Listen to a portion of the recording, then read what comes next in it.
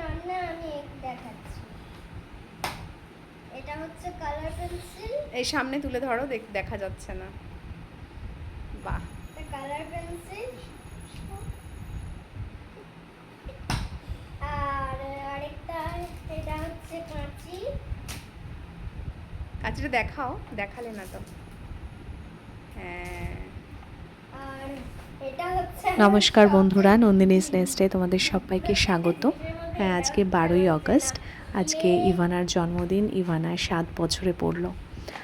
ওর পাওয়া কিছু উপহার, ও এত খুশি হয়েছে এগুলো পেয়ে। ও সবাইকে জানাচ্ছে যে ও কতটা খুশি। তা আমি সকাল সকাল আজকে পায়েস বানাতে চলে গেছি রান্নাঘরে। আমি 1 লিটার দুধের পায়েস বানাচ্ছি। হ্যাঁ, খুব অল্প পরিমাণেই বানাচ্ছি, কারণ আমাদের মিষ্টি খাওয়ার পরিমাণটা এতটাই সবার কমে গেছে যে সবাই পায়েস খেতে খুব ভালোবাসলেও এখন আর পরিমাণে অনেক পায়েস একসাথে খাওয়া হয় না কারোরই। নই যেদিন হয়েছিল সেদিন সারা দিন মুষলধারে বৃষ্টি হয়েছিল, তাই নইয়ের প্রতি বছর জন্মদিনের দিন এরকম বৃষ্টি হয় আর আমার মনটাও খুব ভালো হয়ে যায়। নইয়ের ভালো লাগার কিছু খাবার রান্না করা হয়েছিল, এই নয় যে প্রচুর এলাহি কিছু রান্নাবান্না হয়েছে, যেমন ভাত, আলু ভাজা, একটু চিকেন ফ্রাই, ডাল, পমফ্রেট মাছের পাতলা ঝোল আর মাটন কষা। সন্ধেবেলা ওর জন্য বাটিতে পায়েস বাড়ছি, ওকে একটু পায়েস খেতে দেব, কারণ দুপুরবেলা একটু বেশি খাওয়া দাওয়া হয়ে গেছিল, সেই কারণে দুপুরে ওকে আর পায়েস দিইনি। ওর জন্মদিনের কেকটা আসতে একটু দেরি হয়ে গেছিলো, কারণ সন্ধেবেলা প্রচুর বৃষ্টি হয়েছে সারা সন্ধে। কেকটা আসার কথা ছিল 6টায়, কিন্তু ওরা কেকটা দিয়ে গেল প্রায় 8টা বাজিয়ে দিয়েছিল। তো তার মধ্যে আমরা রাতের একটা স্পেশাল মেনু তৈরি করার জন্য ব্যস্ত হয়ে পড়েছিলাম। ইলিশ মাছটা ভাপে করব, তারই প্রিপারেশন শুরু করে দিয়েছি।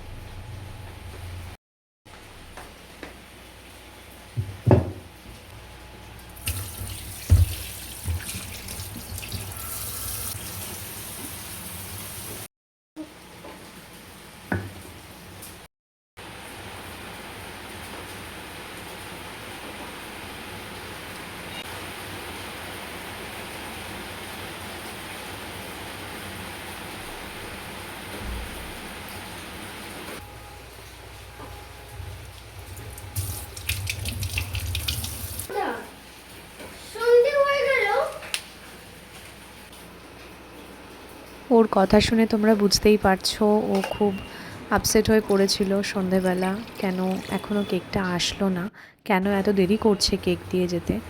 ও খুবই কান্নাকাটি শুরু করে দিয়েছিল। তোমরা বাইরেই শুনতেই পাচ্ছ কীরকম মুষলধারে বৃষ্টি পড়ছে। তো এত বৃষ্টির মধ্যে স্বাভাবিক কেক ওরা টাইম মতো ডেলিভারি দিতে পারেনি। এদিকে আমাদের মশলা পেস্ট করা কমপ্লিট। আমি বলেছিলাম পিসিমণিকে যে মিক্সিতে পেস্ট করে নাও, কারণ পিসিমণির আঙুলটা সকালবেলা রান্না করতে গিয়ে কোনোভাবে কেটে গেছে। হাত জ্বালা করবে কাঁচা লঙ্কার বাটা আঙুলে লাগলে, এটা জেনেই বলেছিলাম, কিন্তু তারপরেও পিসিমণি বলল যে না, পেখমবুড়ির জন্য আমি রান্না করছি, আমি আমার মতন করে তৃপ্তি করে রান্না করব।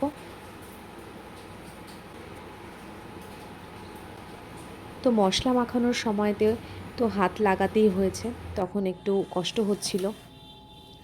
আর ঘরে পাতা দই দিয়েই ইলিশ মাছটা রান্না করা হয়েছে। এটা পিসিমণি প্রত্যেক দিন দই পাতে, টক দই, আর এই দইটা দিয়েই পিসিমণি খুব যত্ন করে ইলিশ মাছটা রান্না করেছিল, আর আমরা ভীষণ তৃপ্তি করে সবাই খেয়েছি।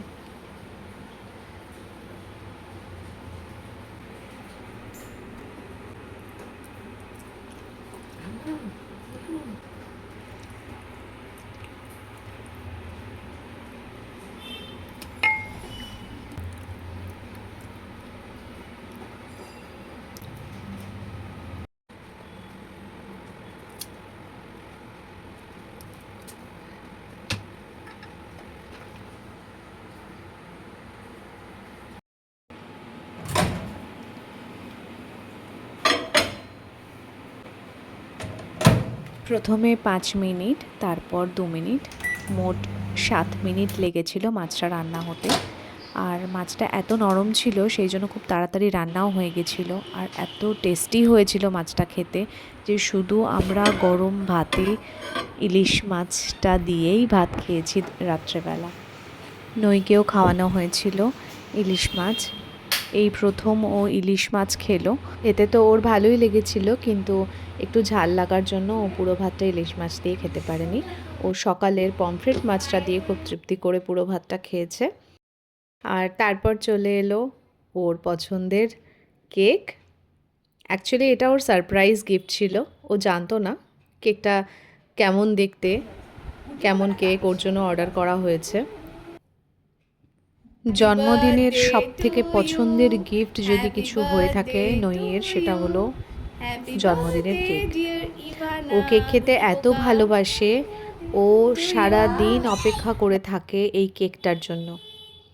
মন ভরে পেট ভরে কেক খায়, তারপর রাত্রে আর ওর জন্মদিনের দিন ভাতটা খাওয়া হয় না। যাই হোক, যাই রান্না হোক রাত্রের জন্য, সেটা আরও পেট ভরে খেতে পারে না, শুধুমাত্র পেট ভরে কেক খায়। আর আমরা ওকে ওই একটা দিন ছাড়ি যে ও মন ভরে কেক খাক, যেটাও ভালোবাসে খেতে। 7 বছরের জন্মদিনে তোমরা ওকে অনেক অনেক আশীর্বাদ করো, ওকে আশীর্বাদ করো যেন অনেক বড় হয়, অনেক ভালো মানুষ হতে পারে, অনেক সুন্দর মনের মানুষ হতে পারে।